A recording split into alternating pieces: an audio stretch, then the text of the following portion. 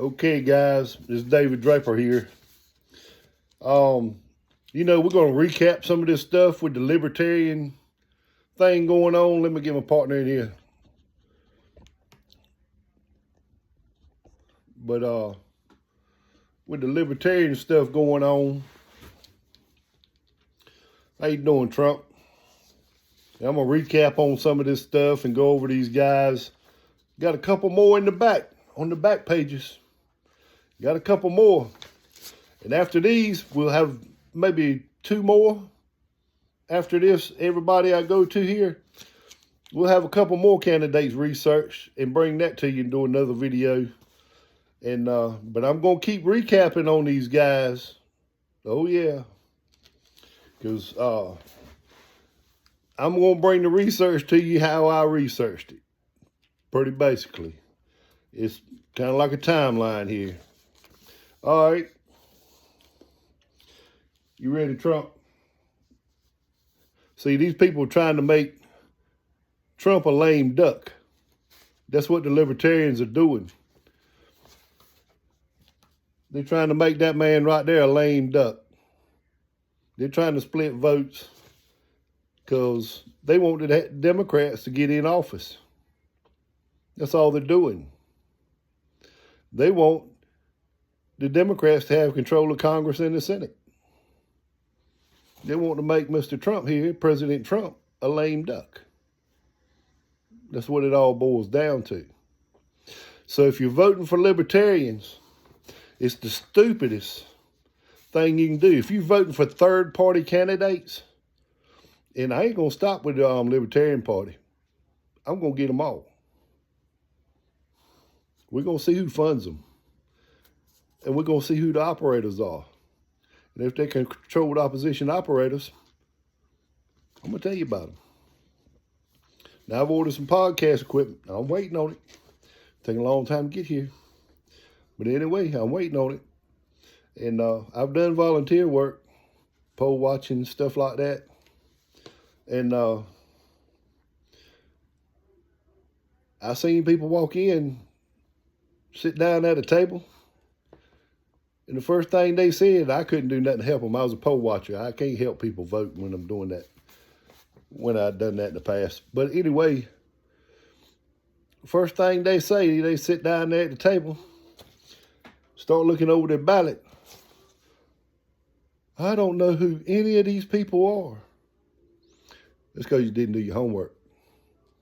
Because you didn't go around and see them. They hold events everywhere. And they try to come, they make themselves available, spending a lot of money, gas money, brake shoes, rubber. They're burning up tires, trying to come see y'all and meet y'all.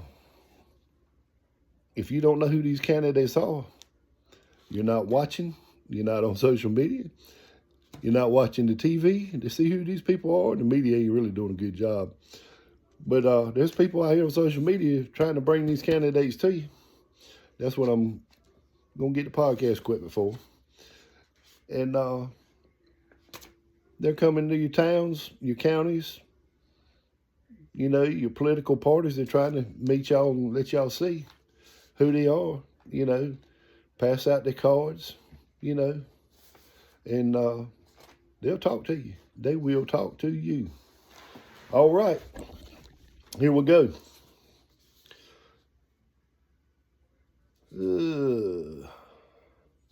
That's the wrong page. They started out with Thomas Aaron Bailey.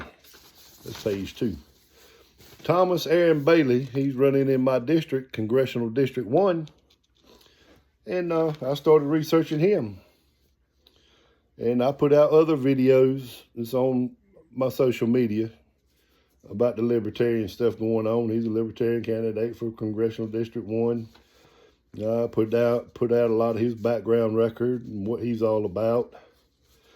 And then it went to Mike Ross.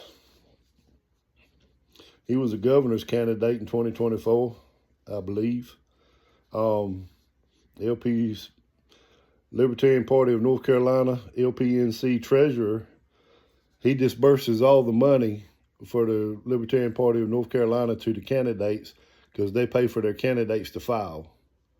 Republicans, our candidates pay for their own filings. They're invested in their campaigns. They're personally invested. So they're going to, go out there and work when they start getting personally invested. And if the donors are donating to them, they want to see them out there on the trail, And Joseph Groves, he was the donor. He funds the whole Libertarian Party of North Carolina. And Mike Ross, the treasurer of the Libertarian Party, he disperses the money to the candidates so they can pay for the filings. Well, he pays directly to the North Carolina Board of Elections. So Joseph Groves is the donor, and he doesn't, I couldn't find any voting registration on him. So I look at that, if you're politically involved, donating money and working for the Kamala Harris and Tim Walz campaign, volunteering for their campaign, and you're a donor, like donating like $10,000 for the 2025 election cycle so far, to pay for the candidates' filings. That's how it pretty much boiled down. At least you would vote, but that's probably an attempt to be a controlled opposition operative, hide who you are. So you can meld around into these parties and funnel money. I ain't saying he's funneling money, but he's throwing money around to third-party candidates to split the votes between Republicans and Democrats and get Democrats in office. So they're using multiple parties to beat the Republican Party if they can. And it's all in the FEC filings. That's where a lot of it come from. And then search apps. I start searching people and e-courts, all kinds of stuff. All kinds of public information gathering techniques and places and government websites and stuff, and media websites. I use AI too. And then I researched Shannon Wilson Bray. He peeled off 104,192 votes in 2024 against Hal Weatherman for lieutenant governor. And Shannon Bray, the Libertarian candidate, and he's running this cycle against Michael Whatley for Senate. Yeah, he's got a long record, a lot of stuff still pending: aiding and abetting, drinking, felony drug class 2, controlled substance, breaking and entering, DV, domestic violence protective order, 2 divorces, 1 still pending. 2023, 3 or 4 charges for marijuana charges. Yeah, and that's one of your Libertarian candidates for Senate against Michael Whatley. Man, I don't know. We might get him disqualified. I don't know. But North Carolina Congressional District 3. That's just south of me. That's bordering the district that I live in, District 1, Congressional District 1. This is Congressional District 3. And I remember during the primaries, I'm not going to say his name, but he was the Libertarian candidate. And, he stepped down, so there's no need for me to call out his name. He stepped down, and I looked on AI, and it says step down / disqualified. I don't know if he was disqualified, but he had a sketchy criminal record in his past, and he was from Pennsylvania, and they don't do expungement, so he'll never be able to get it expunged until after his death. So he will never get anything expunged from his record. And he had to step down. I exposed this stuff on social media, and other people up in Pennsylvania have sites set up just to expose his mess in the past before he was ever running for District 3 congressional seat. So as soon as he stepped down, Daniel T. Cavender from Lexington, North Carolina, that's way out west part of the state. That's just like Tom Bailey running in the 1st district. He lives in Greensboro. Yet I've never seen him even drive to Congressional District 1 to do any campaigning. And he probably can't even afford the gas money to get down here and do campaigning. So he just throws his name in the ballot just to split votes. And this Daniel T. Cavender has not put $1 toward his campaign. He is not invested in his own campaign at all, not $1. He don't even have fact filings because he hasn't raised any money and he hasn't put any money of his own up to campaign. So he's not campaigning. I mean, if he's been to the 3rd district campaigning, please, y'all let me know. I want to know where and on what date he was there, because he lives in Lexington, North Carolina, and he's running for a congressional seat in the 3rd district. That's a long ride.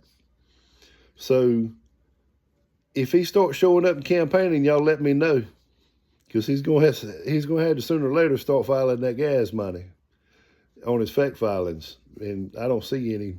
He don't have any fact filings. It's incomplete. It ain't there. He has no website at all. He ain't even paid for a $700-800 website.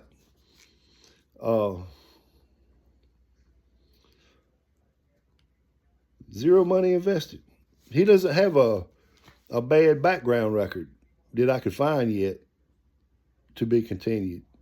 But what I found so far, he don't have a criminal record that's worth, I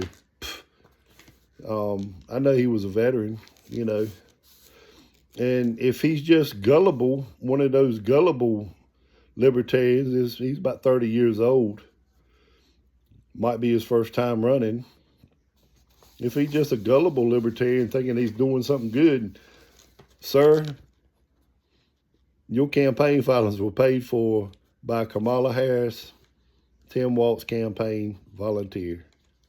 Far left wing, just as far left wing as you can get. So, you work for Democrats, buddy. And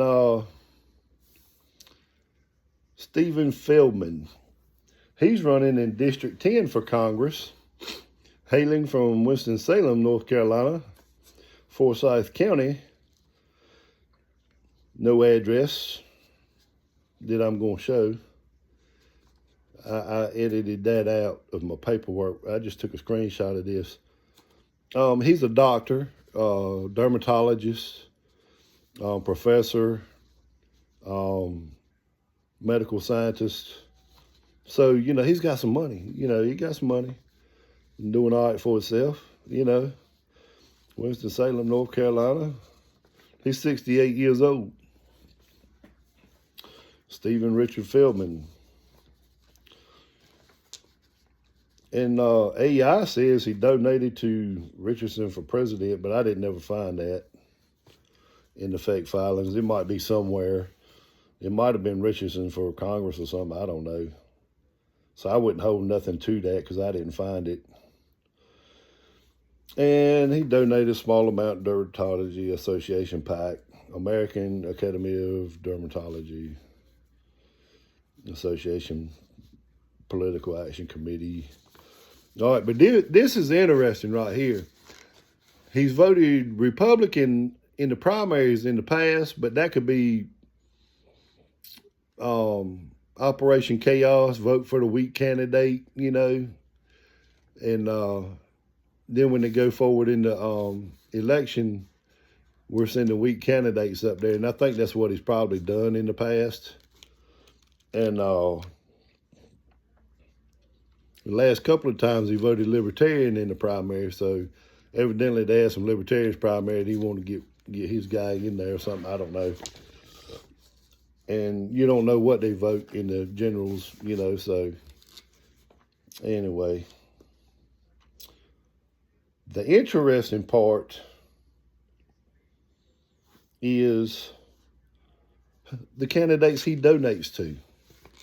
Open Secrets. I went to Open Secrets and looked up his name as a donor, and it gives where you're from, where you work, and all that, because they got to fill that out when they donate to candidates. I've had to do that in the past. So you put where you work, where you're from, your name, and all that, and so I know I got the right guy. He has voted for 5 Democrats and 2 Republicans. And that's your Libertarian donor, Stephen Feldman, running for Congress in the 10th District. He peeled away 11,614 votes in 2024, 2.9%. In a tight race, that could make a difference. In a tight race, that can make a difference. 11,614 votes. I think we should have them on the Republican candidate side. I think Pat Harrington should have them votes. Don't y'all? I do. I'd rather see Pat have them votes. And these people being, these libertarians being funded by far left-wing Kamala Harris, Tim Walz campaign volunteers. Yeah, we shouldn't be surrendering any votes, not one. And these libertarians are sliding all under the radar, and Republicans being lazy just surrender the votes. They don't even try to stop it. They just like, oh well, they only get 2%, 3%. Well, CD1 in 2024 proves for a fact by the numbers that Tom Bailey garnered enough votes to split the vote, leaving Don Davis in office. If it can happen in one district, it can happen in any district. So stop being lazy, stop surrendering and volunteering votes to third-party candidates that are funded by the far left-wing Democrats. That's all I'm saying. So Stephen Feldman donated money to Brad Miller, $1,000, federal level election, 10/30/2026. He donated to Democrat Jim Reed, $1,000, federal level election, 3/24/2014. He donated to Richard Burr, $250, 6/29/2004. Federal level election. Democrat David Price, $200. Federal level election, 12/8/2015.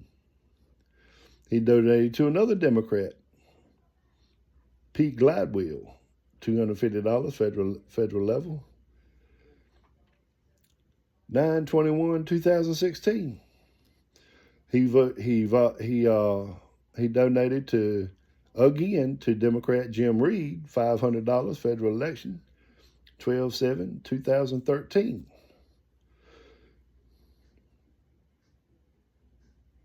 He donated to Brent Moody, I think he hails out of Tennessee, $1,500, 8/22/2017. Brent Moody's a Republican, so he's probably donating to them squishy Republicans.